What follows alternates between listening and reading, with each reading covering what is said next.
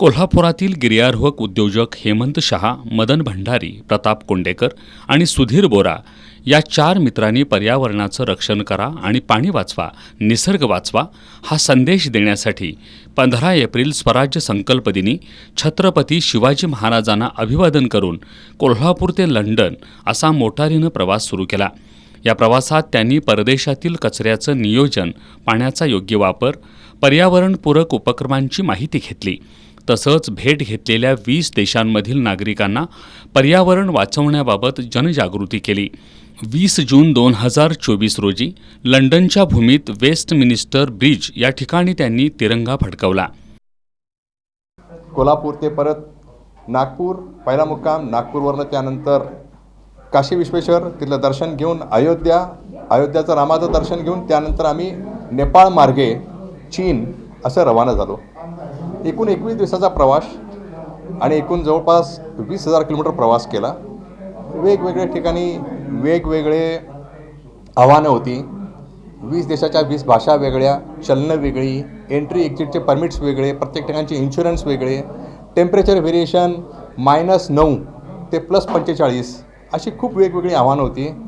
पण बापूसारख्या माणसांनी ज्यांचं वजन 120 किलो आहे, एक हार्ट अटॅक येऊन गेला आहे, त्यांच्या हिमतीमुळं आणि कोल्हापुरी ताकदीमुळंच हा प्रवास ते पूर्ण करू शकले। तिथं हा एकूण प्रवास जो आहे ह्या आम्ही तिघे व आमचे एक मित्र आहेत बरोड्याचे सुधीर बोरा या सगळ्यांनी म्हणून एकत्रित पूर्ण केला। ह्या प्रवासाचा उद्दिष्ट जो आहे ह्यात निसर्ग आणि पाणी ह्या दोन्ही संदर्भात विषय होता। जगावर ग्लोबल वॉर्मिंगचा परिणाम जाणवू लागलाय, याची चाहूल सर्व देशांना लागली असून या देशांनी निसर्गाचा समतोल ढासळणार नाही या दृष्टीनं काम सुरू केल्याचं प्रवासादरम्यान आढळून आलं, असं प्रताप कोंडेकर यांनी सांगितलं। आणि म्हणून कोल्हापूर ते लंडन ह्या 20 देशांच्या या प्रवासामध्ये त्या ठिकाणी तिथं पाण्याचं नियोजन कसं केलं जातं, त्यांच्याकडे कुठल्या प्रकारच्या सिस्टीम्स आहेत, नेचरच्या बाबतीत जे निसर्ग वाचवा आहे त्या निसर्ग वाचवाच्या बाबतीत सुद्धा आम्ही बऱ्याच ठिकाणी त्या ठिकाणी अभ्यास केला। प्रत्येक ठिकाणी जगामध्ये बघितलं तर निसर्ग वाचवण्याच्या दृष्टिकोनातून भरपूर प्रयत्न चालू आहे। जागतिक हे पर्यावरणाचा जो बिघाड झालेला आहे त्यामुळं अत्यंत मोठ्या प्रमाणात पाऊस पडतो, कुठं बर्फ पडतात। म्हणजे पूर्वीच्या जर 20 वर्षाच्या कालावधीत बघितलं तर समतोल प्रमाणात पाऊस पडणं निसर्ग होता, तो सध्या नाही आहे। कोल्हापूरच्या ठिकाणीसारख्या ठिकाणी सुद्धा 42 टेम्परेचर जातं आहे।